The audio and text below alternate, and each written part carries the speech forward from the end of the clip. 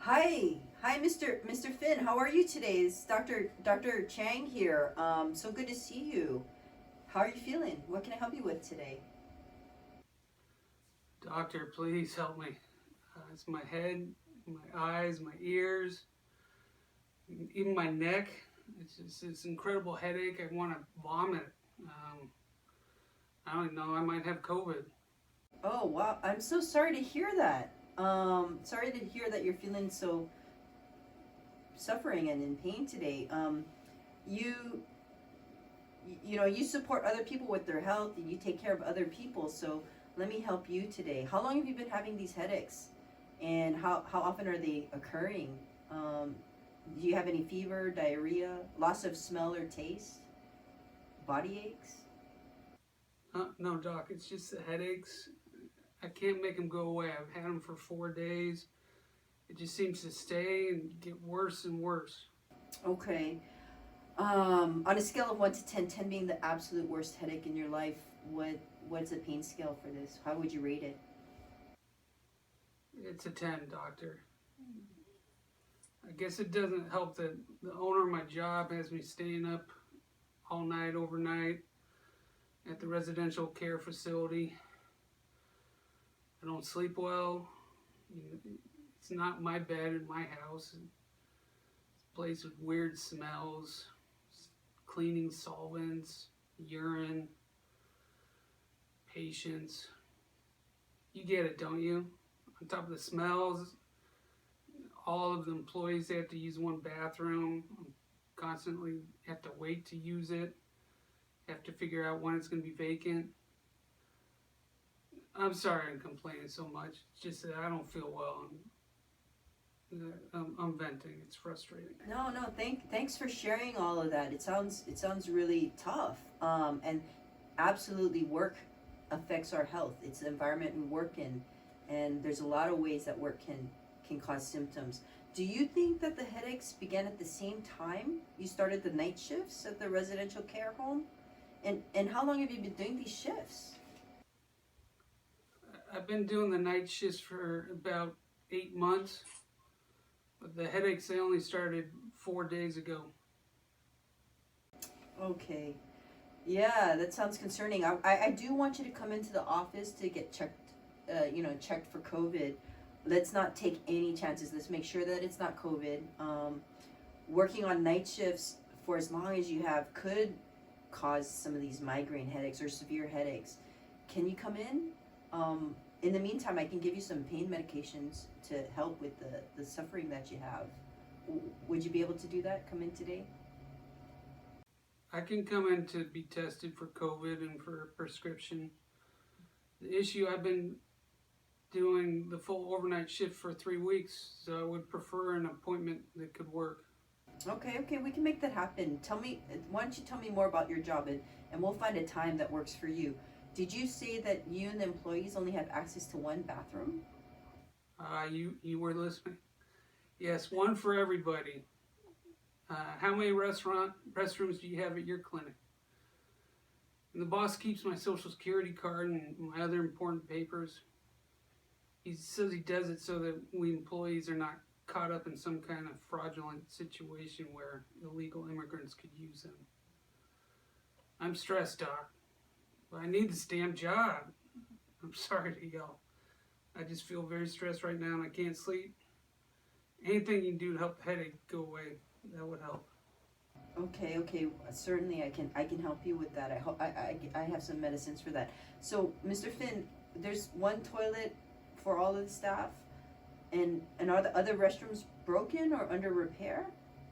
It's kind of against the law for your employer to hold your social security card and identification, just like it's against the law for there to be only one bathroom stall, for all of the employees. I mean, it's a pretty large residential care facility that you're at.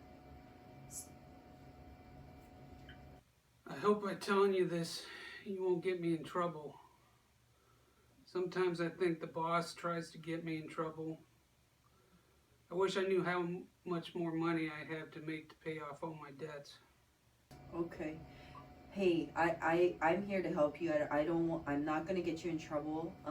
I want to help you. and your headaches get better, and I'm gonna get you some support. Let's see, would 11 a.m. today work for you for an appointment to come on in? It's a daytime. Would that be a good appointment for you? Yes, doctor. Thank you. I'll see you then. Okay, I'll see you at 11. We'll get you some relief. So, hey, Dr. Carter. Thanks for coming. You know, I got this patient who's coming in at 11, and I need your help because you're you know all this human trafficking stuff, and I'm really worried about him. I think there's some kind of weird labor exploitation situation. He like owes his boss money, and the boss is holding his social security card. So and he's really afraid of losing his job. But I got him to come in because he wants a COVID test. He's got these headaches, but something fishy is going on, and I don't really know what to do. What do you? I'm not sure, but you did that training, so I thought I should ask you. Hey, Dr. Chang, good job, because you really are looking at the signs. Very good job.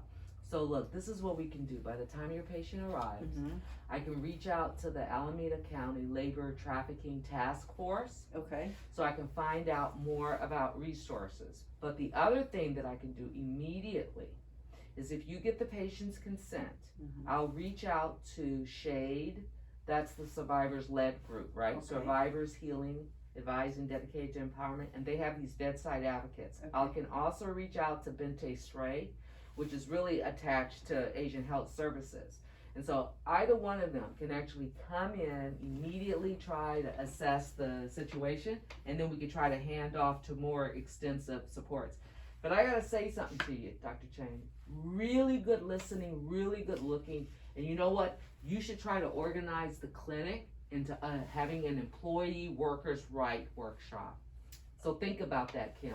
Good job. Yeah. That's brilliant. Okay, but what about he's really scared? Yeah. He is worried, I mean, he said that he really needs this job. So he doesn't want to be in trouble. So I'm kind of concerned. What? Okay.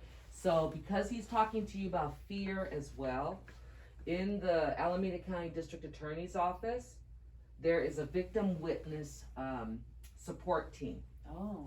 And what we can do is, in fact, the head of labor trafficking is Bill Murphy. So what I'll do is I'll call the task force, but I can follow up with Prosecutor Murphy to see about if we can also get a victim witness advocate activated, because if he's afraid, if anything gets back, he's concerned about retaliation. So let's see what we can do about getting some protection and maybe even starting an investigation. Okay. But we have to talk to him first because he's not. Yes. He's not sure. Right. I mean, I'm not even sure. Right. I don't have all the details. So. Well, when you talk to him first, just let him know that we're here to support. We won't do anything without his consent, and we will go slow and we'll go with him. But good job. Okay, 11. Can you have some time at that time? Okay. I do, at 11. But in the meantime, I am going to tee up the task force. I'm going to tee up the DA's office. And then I'll check with our mental health folks, who's the primary contact for the bedside advocates. Okay, sounds good. Thanks so much. Appreciate it. it. We got a plan. Okay, cool. All right.